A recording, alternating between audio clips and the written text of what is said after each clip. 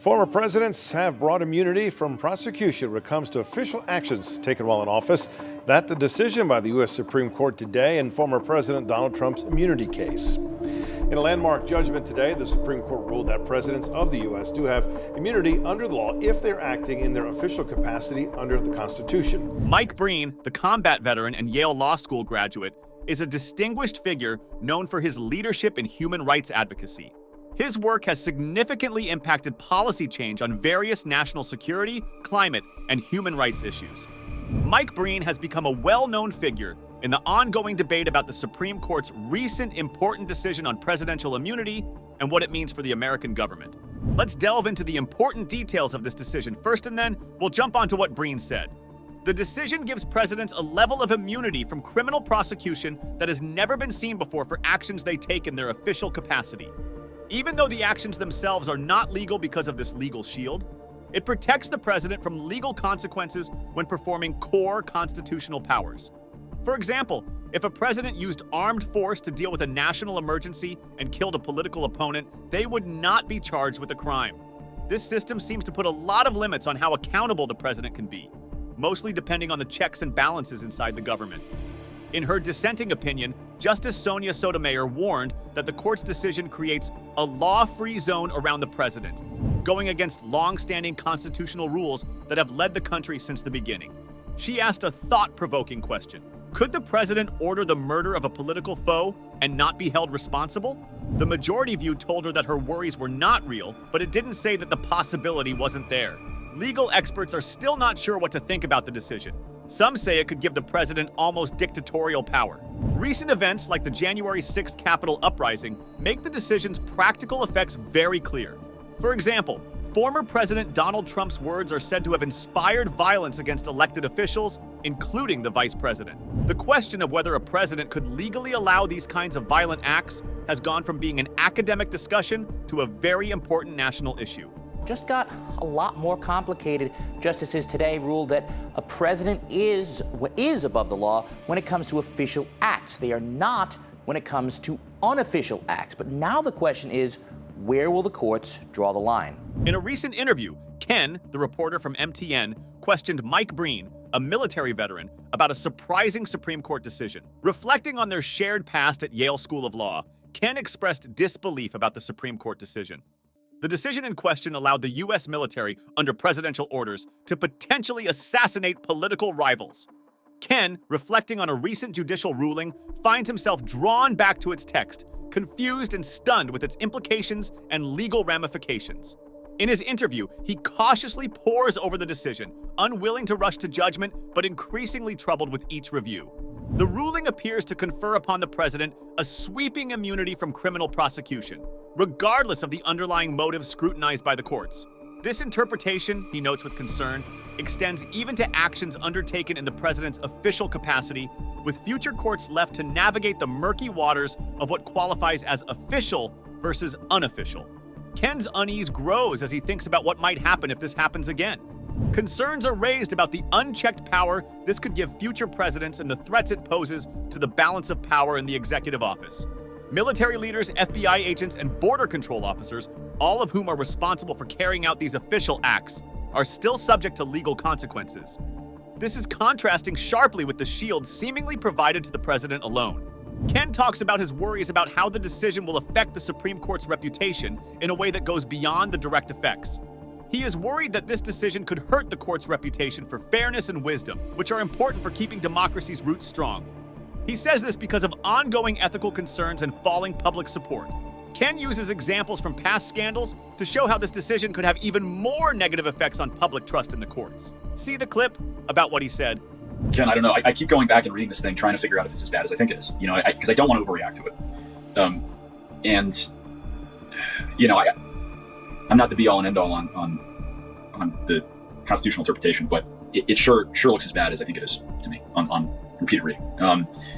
It very clearly seems to say that the president of the United States, because the president is a branch of government, is immune for criminal prosecution, regardless of motive, and motive can't be examined here by courts. They go out of their way to say that. Whatever the president's motivations, they're immune from criminal prosecution for anything they do in their official capacity. And oh, by the way, we're not sure what is official and unofficial.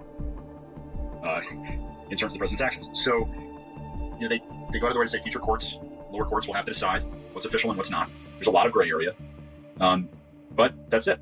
The president's above the law for all of his official acts. There's a lot to say about this, obviously, but I'm deeply concerned on a few different levels. First, the obvious. What does this mean for what a president might do with it? Any president in the future may do with it. Second, what does this mean for the rest of the executive branch, the military? What does this mean for military commanders, FBI agents, Border Patrol officers, others who are now the machinery of these official acts? They're going to be the implementers of the president's official acts. There's nothing in here that says that they're not liable for those actions, only the president. So that sounds like a recipe for absolute chaos. And third, as you and I have talked about, I'm deeply worried about the legitimacy of the court, because earned respect for the impartiality and wisdom of the Supreme Court is one of the most important bulwarks we still have to maintaining our democracy. There has to be a branch of government in the court that's viewed above politics. And I'm deeply concerned that the court's self-inflicted wound on itself in this ruling that it may never recover from. I think about the damage to legitimacy the court took after Bush v. Gore, which is trivial if you think about it in comparison to a ruling like this. The court's approval ratings are at the lowest they've ever been, I believe, in American history. There are a series of ethics scandals underway at the court already. This, I think, is a disaster for the court and a disaster for its legitimacy. Hani then reminded Meek of his time with Justice Sonia Sotomayor, to which Mike Breen said that he has a lot of respect for Justice Sotomayor, both personally and professionally, after reading her dissenting decision. He worked closely with her during the process of confirming her to the Supreme Court and noticed how thoughtful and calm she was under pressure, which are traits he thinks are necessary for a Supreme Court justice. In answer to Ken's question, Mike said that he shared Justice Sotomayor's worries about the most recent Supreme Court decision. He said that he was worried about what the ruling would mean for American democracy and that it gave too much power to the executive office. Mike made it clear that the choice doesn't leave much room for accountability, saying that it gives the president a blank check without enough checks and balances. When asked about the future, Mike said he wasn't sure what the government would do because of this landmark decision, which shows how difficult it will be for the country's law and political system. Watch what he said in his own words. Neither have I don't know that there's ever been a dissent like that.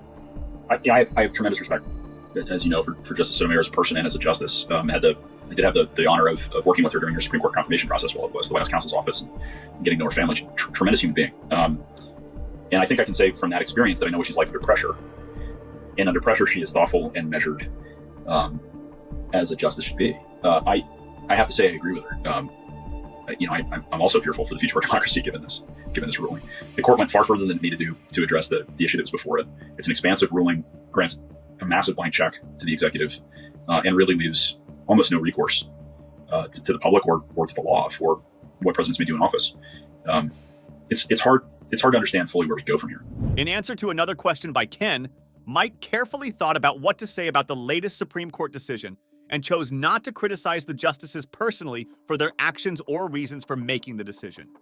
When he thought about Justice Sotomayor's opinion, he pointed out her sharp criticism. Even though the majority said that the president is subject to federal criminal laws, their decision actually protects the executive from many legal consequences. He pointed out that this difference makes us wonder how accountable the president really is under the law.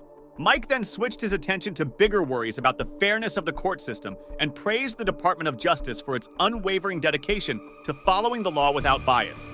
Even though political tensions were high, he recognized the department's important role in handling sensitive situations in a fair and professional way. Mike talked about how hard it is for DOJ officials, who have to deal with criticism from different party groups while also trying to do their jobs without bias. Mike was strong in his opinion that the Supreme Court's decision was too broad and could have been more narrowly focused. He said that the decision by the majority to make such a broad rule will have deep and far-reaching effects in many areas. The decision has big effects on the military, the courts, the country as a whole, and every federal government worker, according to him. Mike said that the court potentially set off effects that will have long-lasting effects on these institutions by choosing a more broad decision over a more limited one. Yeah, I think that's right, Ken. And I want to be really careful about attacking the legitimacy of the court, too. I'm not going to comment on, I'm tempted to, but I'm not going to comment on the conduct or motivations of any of the justices. I think on that question, is the president above the law or not? Maybe I'll quote Justice Sotomayor's dissent. She writes, ultimately, the majority pays lip service to the idea that the president charged with enforcing federal criminal laws is not above them, but it then proceeds to place former presidents beyond the reach of the federal criminal laws for any abuse of official power. So they repeatedly say, hey, we're not making a king, we're not placing the president above the law, but for a broad set of circumstances, they've done exactly that. And it's hard to interpret it in any other way. I do want to make a point about the integrity of the judicial system and attacks on it. And this is more about a point about the Department of Justice, which has, these are the men and women at the Justice Department who brought this case against Trump.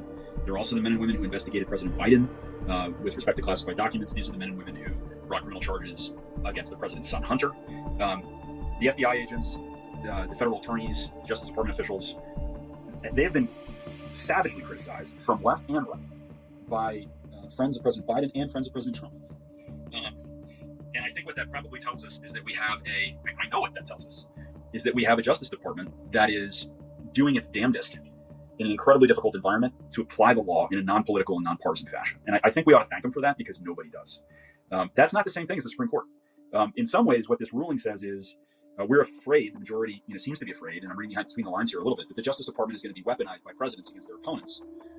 And so therefore, the president's got to be placed beyond the reach of the Justice Department, beyond the reach of the criminal law. And they express this, in the majority writes about their fear that the executive is going to cannibalize itself, that every president will throw their predecessor in prison because they'll weaponize the Justice Department. I think that's a set of fears that does a huge injustice to the Justice Department. And again, it leads me to the conclusion, I don't think the court had to do this. I don't think the majority had to put a ruling like this on the table. They could have made a much more narrow ruling and moved on. They didn't. And the consequences, I think, for this are going to be incredibly far-reaching for the military, for the court, for the country, and for every employee of the federal government. The fact that Mike Breen is speaking out about these problems shows how important they are for democratic norms and the rule of law in the U.S. As the arguments go on, this decision is likely to have a big impact on how the president is held accountable and how much power he has in the future. No doubt the Supreme Court's ruling has opened the door to unsettling questions about presidential authority and accountability. While the scenario of a president ordering an assassination remains far-fetched, the implications are profound and warrant close scrutiny. America's democratic institutions must grapple with the balance between executive power and the rule of law. Thanks for watching this video. Stay tuned for more.